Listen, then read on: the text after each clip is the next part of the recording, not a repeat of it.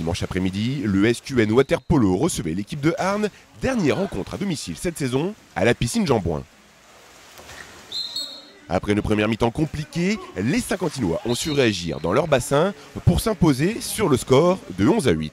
Une victoire qui satisfait l'entraîneur Sébastien Mostero, qui a su recadrer ses troupes à la pause. Difficile au début parce qu'on se met la pression, on sait que c'est un match qu'on doit gagner par rapport au classement. Donc comme tu peux voir, ça râle et tout et on n'est pas du tout dans le jeu. Après sursaut de quelques joueurs qui sont restés calmes et là tu vois que l'engouement il reprend, qu'on arrive à s'imposer. Ensuite les consignes étaient assez claires, on les connaît. On sait que c'est pas une équipe de grands majeurs, donc c'était aussi les épuiser. Donc c'est pour ça s'énerve au premier quart-temps parce qu'on n'y arrive pas. Mais dans la tête, ça allait payer plus tard. Et comme tu as pu voir au troisième quart-temps, ils prennent un vrai coup de barre et nous on en profite et on déroule. Techniquement, il y a beaucoup d'anciens joueurs chez eux qui sont forts.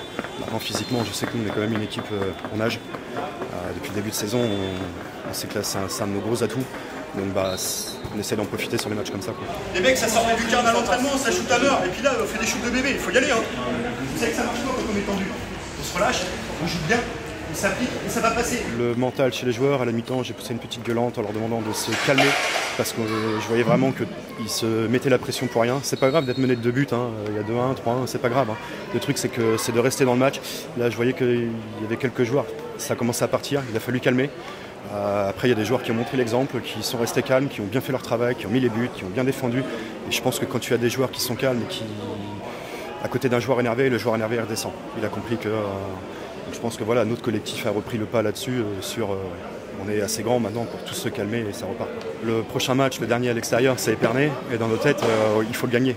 On a perdu des matchs des matchs de phase aller à quelques buts et on peut s'en vouloir. Manque de remplaçants, manque de bancs, manque de joueurs expérimentés. Là, on voit qu'avec une équipe plus ou moins complète, parce que comme tu as pu le voir, il nous manque encore un petit peu de monde aujourd'hui. Donc voilà, Épernay, il faut gagner.